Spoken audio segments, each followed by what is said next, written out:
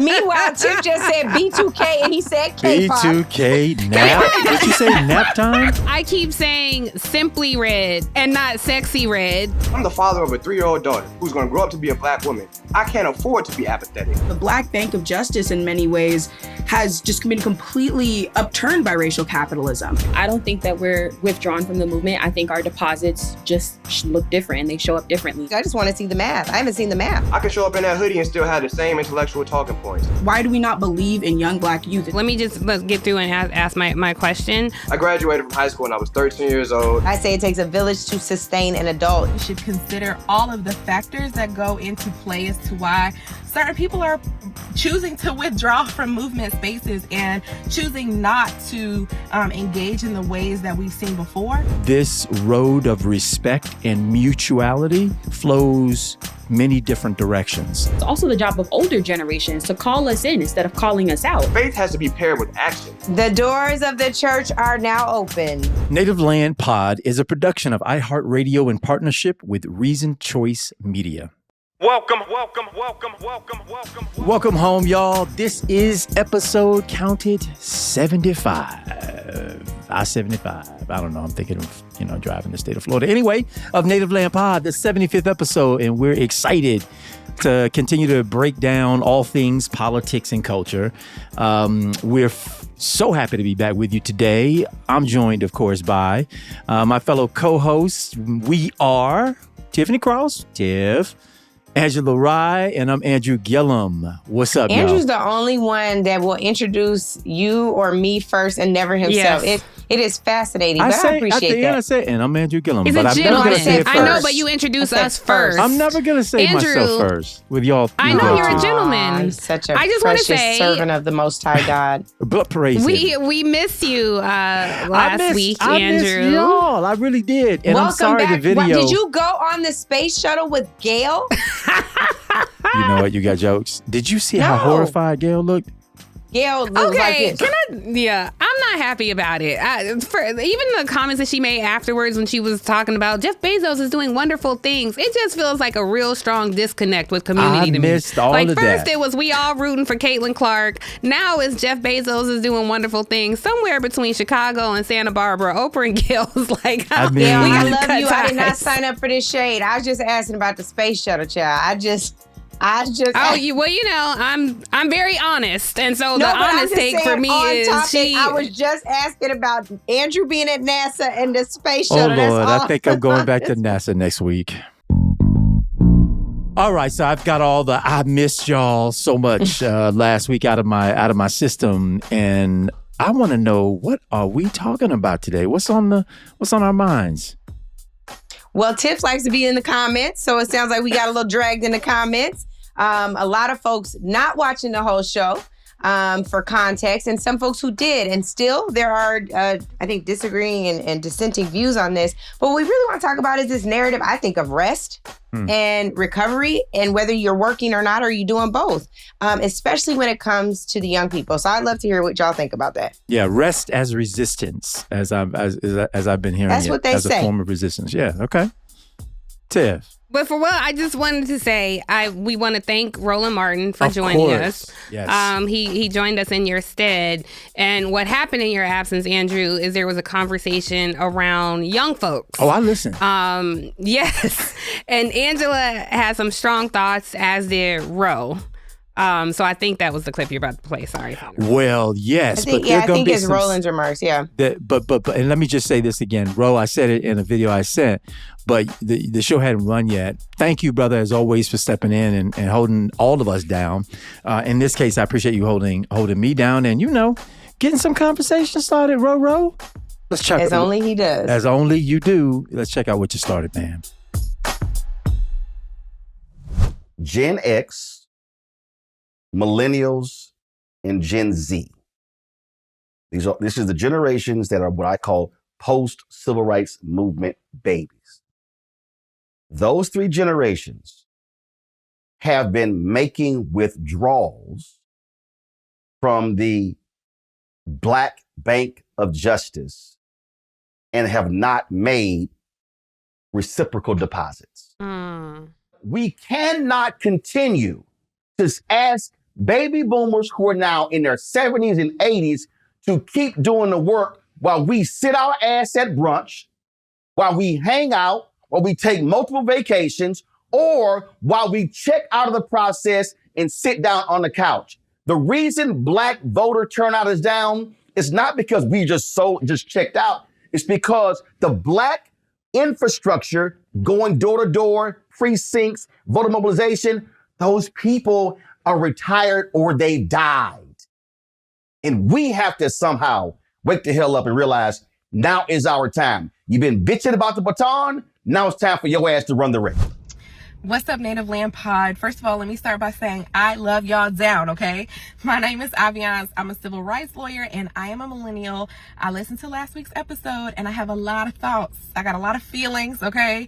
But one of those being that I feel like it kind of lacked nuance, and so I'm really excited that you all are open to having younger voices to engage in this conversation. I really think we should consider all of the factors that go into play as to why certain people are choosing to withdraw from movement spaces and choosing not to engage in the ways that we've seen before. I think that Black people right now are choosing rest as resistance and intentionally creating spaces of Black joy.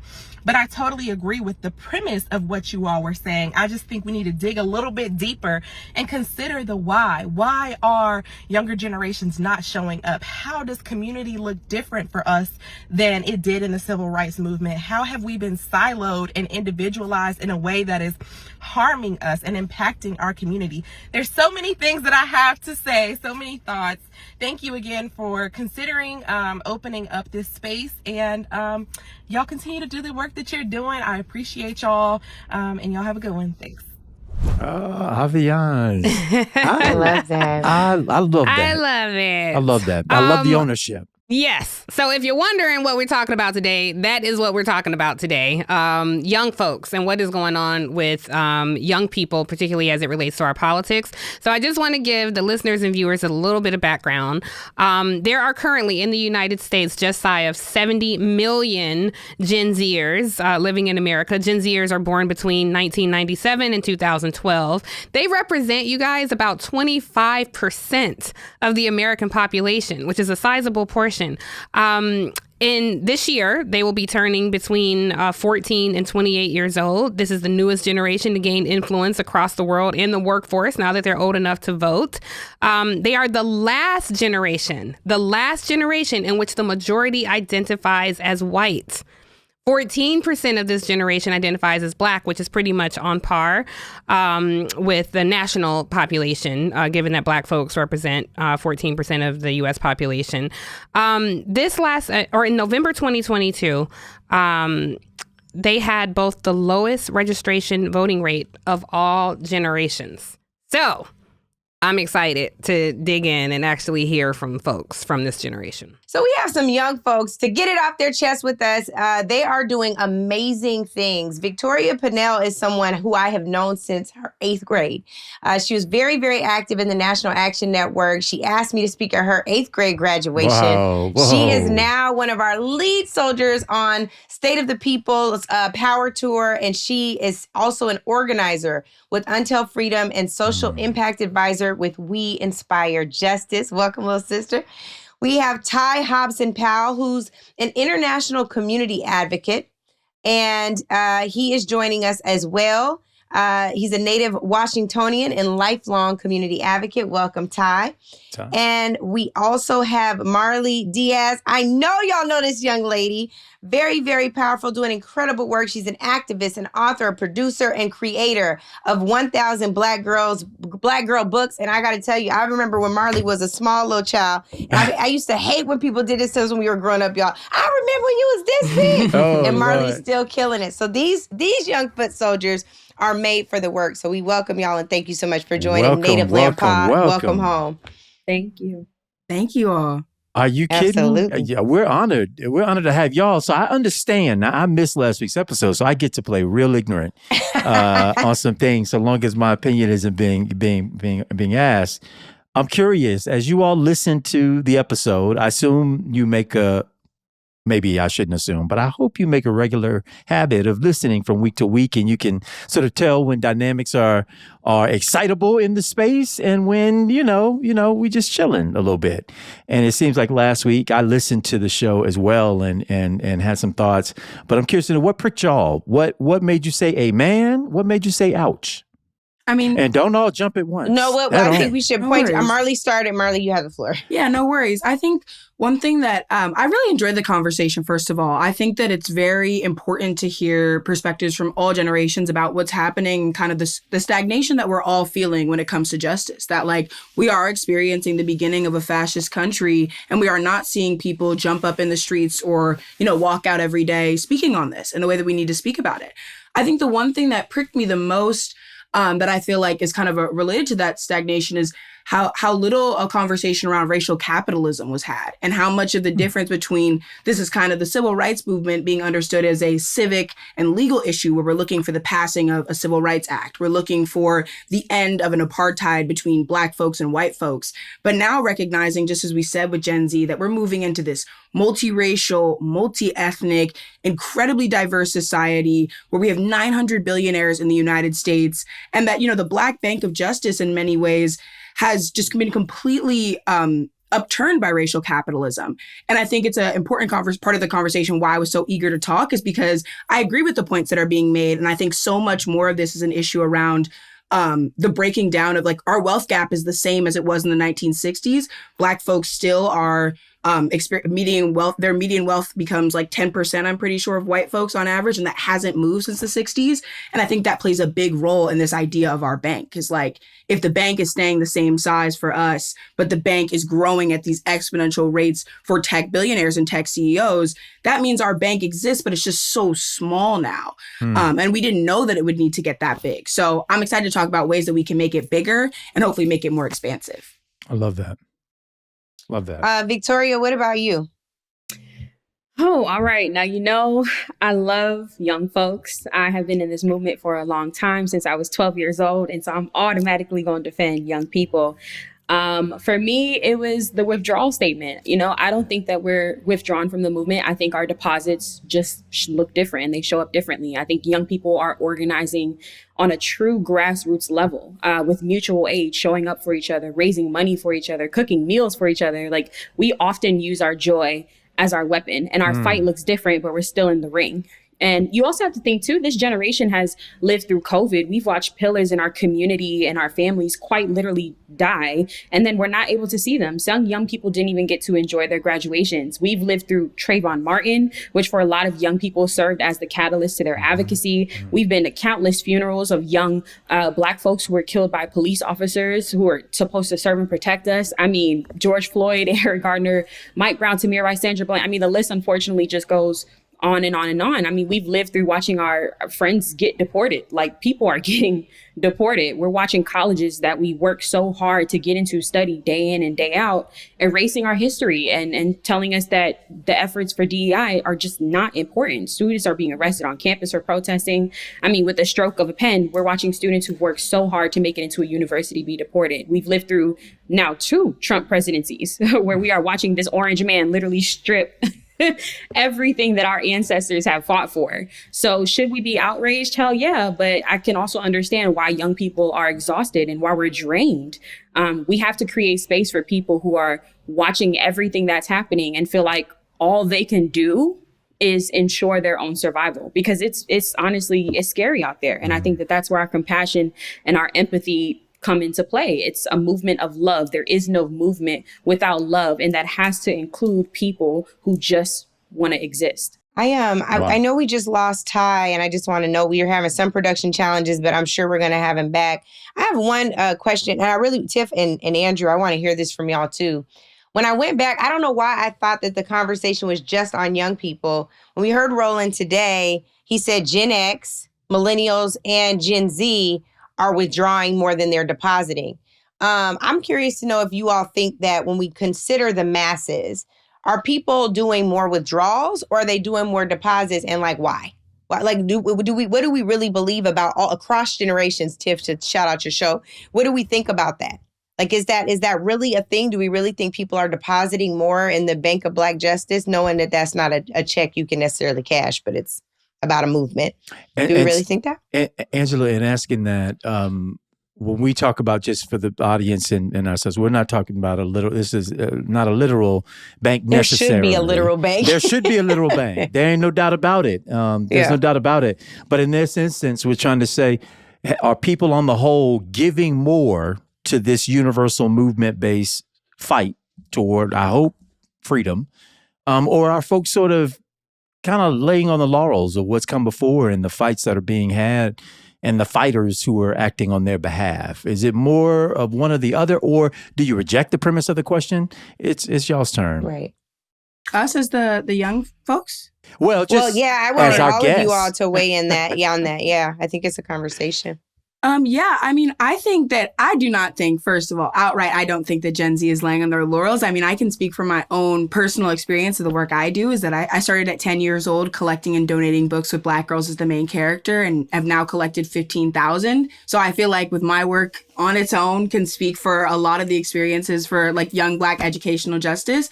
But I really think, once again, that like this question, I reject it in a certain sense, because there's also a question of like modernity and a question of America changing from 1950 to 1960 to 2024 and 2025, where I feel like social media and smartphones have democratized activism. And when we think about the Black Lives Matter movement, even George Floyd's death, it was filmed because of a 17-year-old on their phone.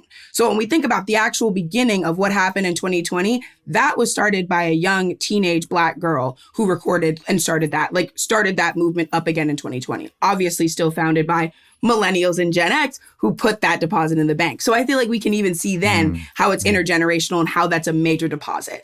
I think one big thing to also shout out is climate justice. That younger generations and Gen Z have been so focused on climate emergencies since, for me, like I could say since 2015, 2016, but because that is oftentimes an intersectional movement that talks about humanity, right? We're talking about the earth. A lot of the times older generations don't feel or understand the ways that it's directly impacting Black communities. And I think now there are so many more organizations like Black Girl Environmentalists or Young Black Climate Leaders who are doing that work. But, 13.4% of Black children have asthma, which is double the rate of white children, that we are 75% more likely to live near industrial facilities.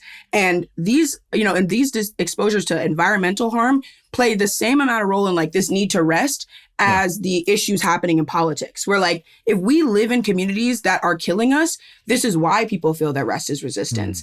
And I think those are kind of forces that combine themselves. Is like over half of people living in near hazardous waste are people of color. And that would make you want to lay down too.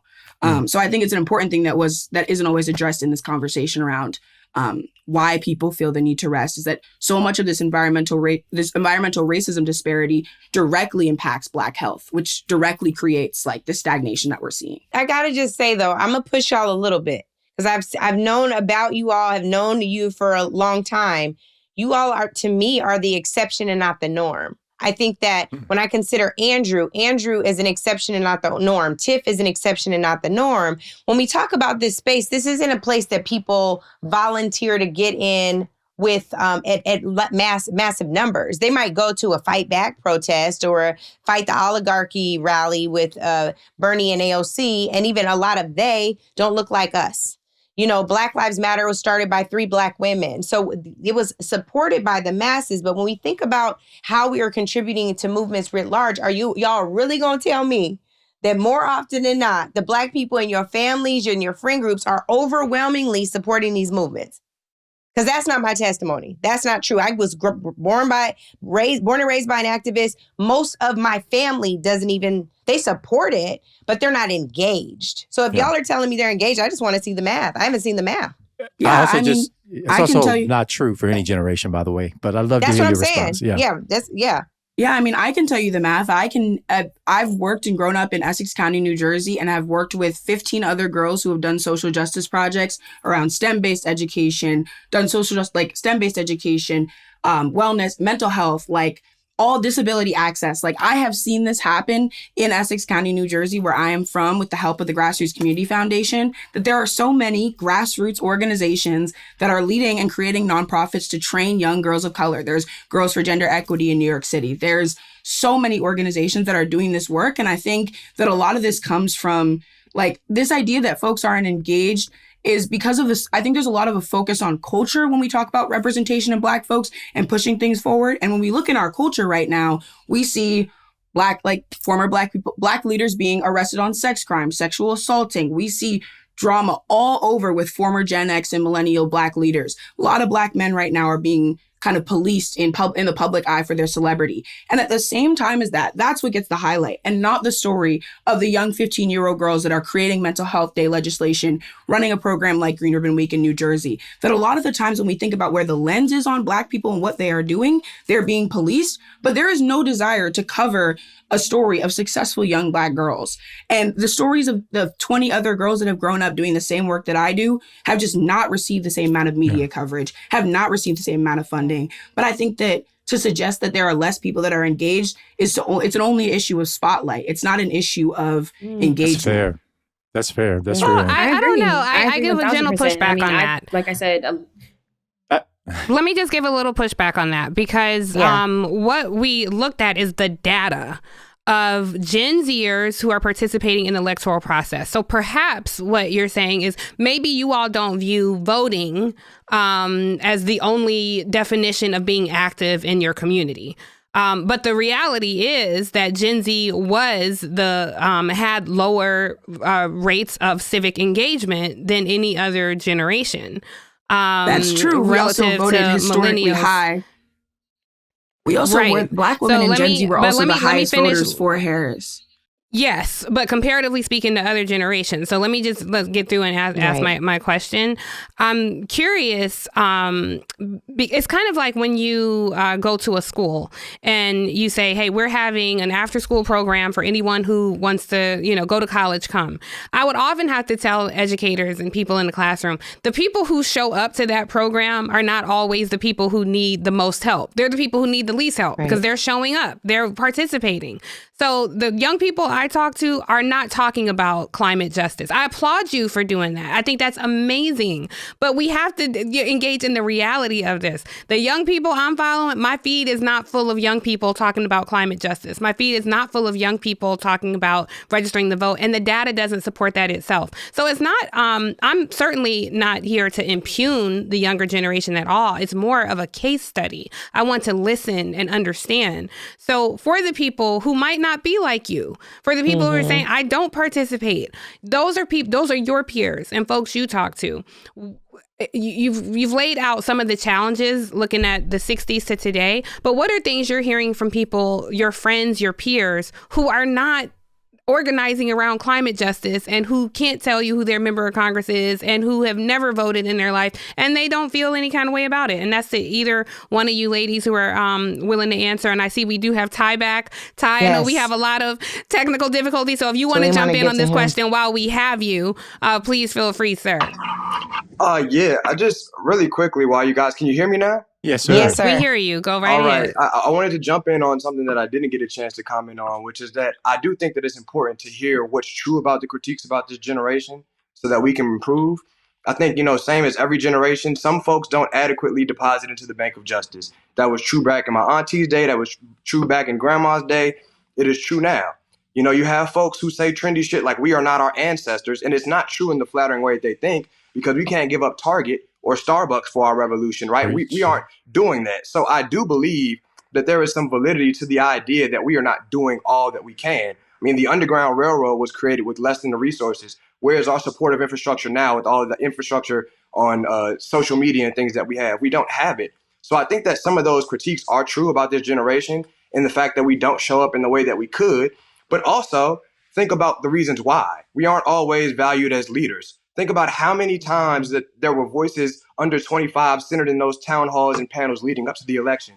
The same ones who we tell are important for their vote didn't have any representation on those big stages to talk to them about why they should care or why they should have attachment. That's good. How many young voices are substantively brought to the table as collaborators? I mean, I was in direct contact with the Office of Public Engagement, and they decided that they would rather have K-pop singers come to the White House than have Black organizers from around the country meet with the Domestic Policy Council. But it's not just that. I was just in a sermon the past weekend with Jamal Bryant, where he was talking about how this is the largest generation of Black people making the exit from the church. And when you look at church and its ability to anchor movement, what are the reasons why? Church isn't speaking our language. There's a reason why young people want to go and sip bottomless mimosas than sit in a church and be told a language that no longer speaks to them, right? And so it is something for the church to say, okay, I am losing my folks. Let's make this adjustment, because again, when we look at this iteration of Black Lives Matter, it represents one of the few movements, social justice anchored, that was not born in the church, where people were not getting their mandate during Sunday sermon to be able to move around. So we don't see the organization in that same way. Obviously, there is some apathy as well, because we are stuck in this lesser of the two evils paradigm, where we sit there, we're looking at the inherently racist GOP, and then the slightly to the left Democrats who don't dare do any damn bold thing. I mean, the thing is, I was having a question with Lolo yesterday, and she asked me, she said, Ty, do you feel apathetic? I said, I'm the father of a 3-year-old daughter who's going to grow up to be a Black woman. I can't afford to be apathetic, but I'm pissed off. And I'm pissed off that I'm more pissed off than the Democrats who say they are our leaders are.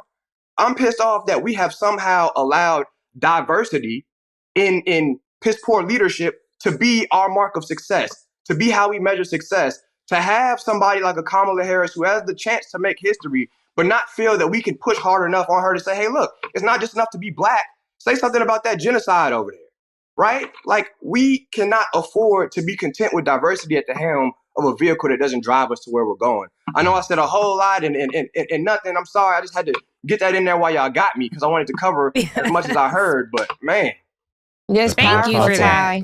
And then Yeah, I just, we appreciate Marley, I it. know your hand went up. I know we lose you in 10 minutes. So I want to go to you. And then I do want y'all to answer my question. And we got to get more people involved overall. Yes, Marley. Well, I think that the exact kind of way that about the question towards me at least was framed about being like, Tiff, you said that you wanted to ask about reality. And I just shared with you the reality of what young people in my community are doing. And I think that exact sense that it's denied or seen as not enough because it is not on your feed or does not have a spotlight on your algorithm, it is designed to be that way. That there are the organizations that we speak on do exist. And that I think it requires a true, genuine effort to accept people that present their ideas both the same way that Ty does, with a beautiful, kind of like you have a real power, Ty. Like, you have that voice, the voice of change that speaks across generations, and people like me who have crazy funky posters on their wall and love to read books. That there will be many different kinds of people that speak out about these missions. Yeah. But once again, and I think when we watch this, you can see in real time how asking me about a reality that I'm telling you is a reality is the exact conversations that in the school board meetings, in the council meetings, make young people like myself not want to engage in those conversations. I've done it for 10 years, but I think it's really important to see that in real time, we just watch what happens when young people speak on their realities and they are denied it because the algorithms don't show the work they're doing. Well, let me follow up, Mark, because I appreciate your point. I think that's such a good perspective, particularly when it comes to the algorithm, because these, the wealthiest men in the world are spoon feeding us phone slop, so we don't pay attention to what's going on. That's Adam Serwer's term, by the way, phone slop.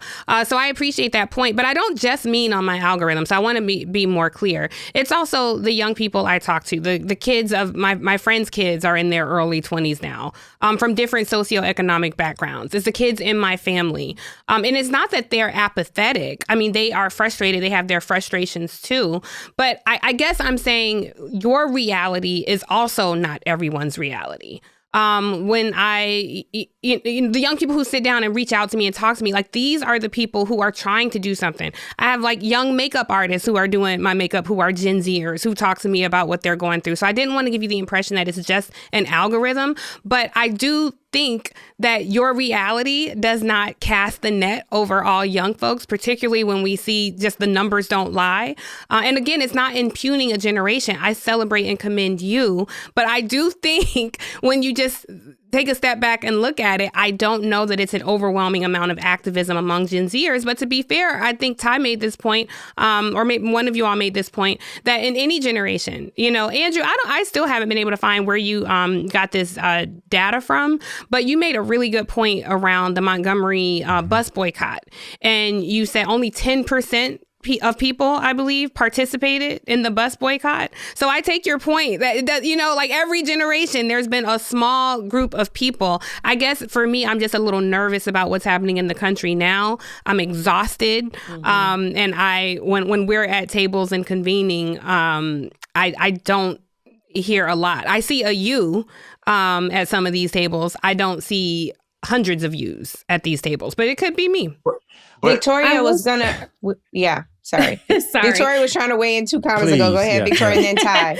No, I will say, I definitely think that that there are young people who are having the conversation, even if they don't know how to necessarily have the conversation the right way or the way that we expect them to.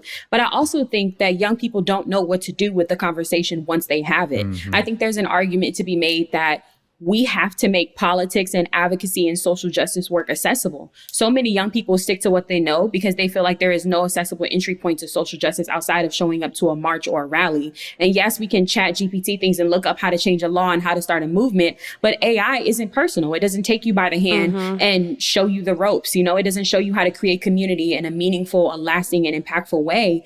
It might tell you the issues, but it won't show you the experiences. It won't show you the joy, the pain, the trauma behind why we fight the way we do. And that only comes from community. That only comes from mentorship. It comes from the principles of each one and teach one. I'm grateful to have literally grown up in this movement under the leadership of people like Reverend Sharpton, Hazel Dukes, Tamika Mallory, you, Angela. That was a privilege in and of itself, but not all young people have that. And so some of the young people that are entering this field are literally entering with nothing but emotions from lived experiences, emotion and conversation. And it's on us to make sure that we're creating spaces for them to harness that emotion into change. There are young people who want to get involved, but feel like they have no reach, no power, no entryway. And it's our job as activists. It's also the job of older generations to call us in instead of calling us out. I agree that there's a disconnect between the seasoned generation and my generation, but I don't necessarily think it's accurate to say that it's all on us. The art of mentorship and guidance is completely lost. Like, how do you call yourself a mentor and say that you're passing the baton, but the first time your mentee makes some mistakes, you dip out on them? Or because you disagree on our versions of liberation, we're not worthy of teaching anymore.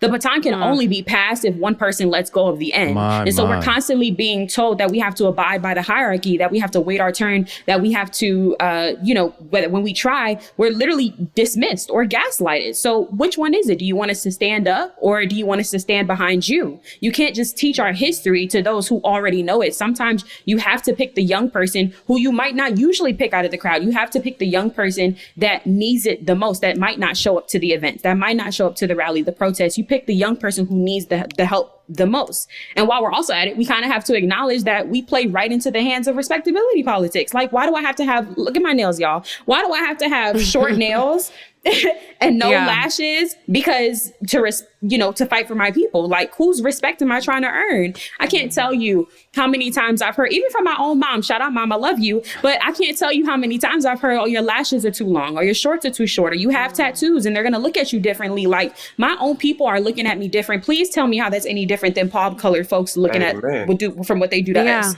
And that in and of itself is white supremacy. But a lot of the older generation is not trying to have that conversation because they grew up in the era where Sunday best is every single day, which I absolutely respect. But why can't you respect my choice to not play into the hands of white supremacy? And why can't you acknowledge that I can still fight the same fight with my long hair, my long lashes, and my sharp nails? I love this. You guys are always welcome here to have this conversation. Ty, you were going to say something. We want to hear from you. And I'm glad that Victoria went first because she said so much that I don't got to be repetitive in that way. I think that, just one thing that I want to say is that mentorship piece is key. We stand on the shoulders of giants, but what good is it if those giants don't converse with us and impart wisdom while they're here and still standing tall? All too often there has been too much friction. And like I said, it's not that we're unwilling to learn. I think that a lot of the times the older generation is unwilling to value us, like I said, as co-collaborators. They think that somehow that age throws them into a hierarchy. I have done so much in my life. Victoria, Marley as well. These experiences are valued. They're different, but they're valued. There was a point that Tiffany made about the fact that in our generation, she's not seeing a whole bunch of folks. I would be lying to you to say everybody is out here trying to be the next MLK or, the next whoever. That's not everybody, but it was never everybody. And I think that's the point that I was trying to make earlier, is that it only takes a dedicated few to get that movement started, to organize the information, to figure out how to reach people where they are, to get it started. We never had 1,000,001 thought leaders. Just the few that we had out there were intentional about how they were spreading their practice. And so I think that's how we get it done. It doesn't take every single person being able to do what Victoria does or what Marley does or what I do, but it takes us being able to reach those people in a language that lets them know, hey, maybe your front lines isn't protesting, but if you're a teacher, go dismantle white supremacy in the classroom. Maybe your front lines is not going to be direct action, but if you're in a hospital and you can make sure that a positive health outcome happens for a Black woman because you listen, let that be your fight against white supremacy. Because you see, there are different ways to fight this fight. And it's going to take all of the approaches. No one way will save us. It's not going to be a bunch of talking heads on these podcasts. It's not going to be the folks that get arrested. It's not going to be the folks that are pushing policy. It is going to be all of us in concert. And even then, we're still going to be working to get to where we want to get. So I think that it's important to understand that, we are working on a thing that will consistently be worked on. The best way that we can work on it, though, is having conversation. And the last thing that I want to say about that, and bridging gaps, sort of revisiting that first point, is these legacy organizations got to open up. They got to open up, and they got to really reimagine what it can look like to be a community leader. Maybe it isn't suited and booted in Sunday's best. Times have changed. I mean, look, I love the NAACP, right? But that's National Association for the Advancement of Colored People. Are we around here calling folks colored anymore? So right there, even in the naming, it lets you know there's something that's a bit antiquated in how you're programming. And that's not to say NAACP doesn't do great things. I just collaborated with the Legal Defense Fund on a project a while back. So I know that they're doing awesome work. I know NAN is doing awesome work. What I'm saying is the things that got us here will not be the things that get us there. And it is important to take away the beautiful things that were successful and worked, but understand that we're going to have to put in motion some new things for a new generation. I want to just go to, sorry, Ty, I want to go to Marley real quick. You had a heart out at 30 and we're at 31. So I want to give you a chance to offer any parting words if you stop to go. Yeah, I mean, I believe that the key to a better future will be intergenerational exchange. And I think in my time as an activist, I felt the most heard and supported by, it takes Gen X women, it takes millennial women, it takes people of all backgrounds. And I think once again, we need to make sure that we're having this bottom-up approach within our own Black community. That for folks who are queer, like myself, I think especially organizations, older organizations that were founded on these principles that are kind of highly tied to eras which were more homophobic can make us feel like we don't have a space there. That are attached to certain religious beliefs makes us feel like we don't have a space there.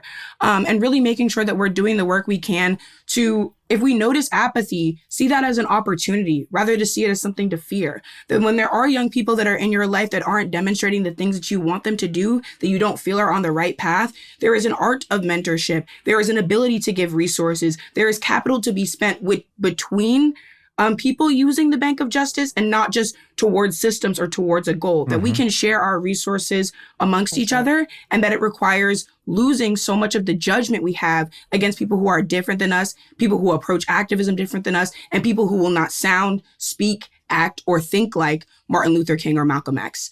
And you will not see those leaders again. And we need to recognize that there will be a new era that will require noticing this apathy and transforming it rather than using it in such an accusatory, in a way to accuse a generation of doing something that I fully believe they do. That hope has always been the way.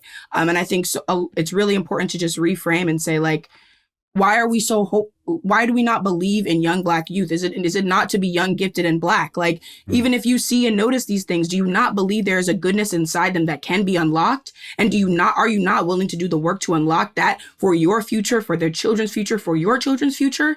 You want to come and accuse them and make them feel small? That will always be the biggest challenge to me. And I think is the most important part of the daily ways that we treat each other with care as a community, and that we show respect to all the ideas and all the experience, even if it comes in the package of someone that does not look like us. Well, y'all are all brilliant. And I can't wait to to part two of the conversation. I didn't want to. I just wanted to quickly weigh in here and say, because I wasn't part of last week's episode, so I haven't really opined it all here. I just want to say I respect every word that you all uttered. It was delivered with such great, deep, and heartfelt meaning. And on the latter points here, I would simply remind us, and I'm almost embarrassed to be at the other end of the conversation. We're, Angela, Tiffany, and I are the old people at the table when it feels like just yesterday we were each striking out in our own rebellious ways to start new organizations and entities and reimagine what freedom looked like for Black folk. And that brings me to the point of this road of respect and mutuality flows many different directions. And so just as it is wholly inappropriate for entrenched members of our community to make organizing space uncomfortable for you in any way, shape, or form, it is likewise also a real stick in the chest for many of our leaders in the community and our seniors who are told that their tactics are antiquated and don't work and are in some ways held responsible for the retreading of fights that we're continuing to have today. And I don't think that it represents everybody. And by the way, not a movement we can think of included the majority of people, let alone everybody, and making them move. To know it today, everybody we know marched in the civil rights movement. Not true. But the reflective history causes us to think differently. I just say we could go so much further when we suspend with ego, judgment, and enhance the ability to be curious about what you don't know or what might be different. Curiosity leading rather than judgment, man, I mean, we'd be unstoppable. And I'm just glad to know that y'all are in this pipeline here. And thank you. And I think we Marley, actually are keeping, we're keeping her now, Tiff. Okay, great. Yeah. So I'm glad you're staying, Marley, because you've had a lot to say. I appreciate all your points, all of you guys, and I think it's healthy for us to hear, the healthy exchange of ideas and ideology. Ty, you talked about, it doesn't take, everybody. I wonder, this is really for all of you all, but I'll start with Ty. I wonder, do you feel like you're reaching people? Woo! Okay. Listen, these young people are giving us the business, but we got some business for the young people. So I think we're going to have to make this a two-parter. I hope you guys will tune in when the next episode of Native Land Pod drops, or we get deeper with the young folks on this podcast, because honey, they got a lot to say. They certainly had a lot to say to us. So please be sure to tune in on the next episode. Also, while you're at it, don't forget to subscribe, tell your friends to tell their friends, tune in, tell your young people, tell your children to tune in, because this is a conversation that we need to be having across all generations. So we'll see you on the next episode on Native Land Pod when we revisit this conversation. Thank you for joining the natives. Intentional with the info on all of the latest. Rod, Gillum, and Cross connected to the statements that you leave on our socials. Thank you sincerely for the patience. Reason for your choice is clear. We're so grateful. Took the oath to execute roles. Yeah, faithful. Preserve, defend, and protect the truth. Even if painful. Welcome home to all of the natives. We thank you.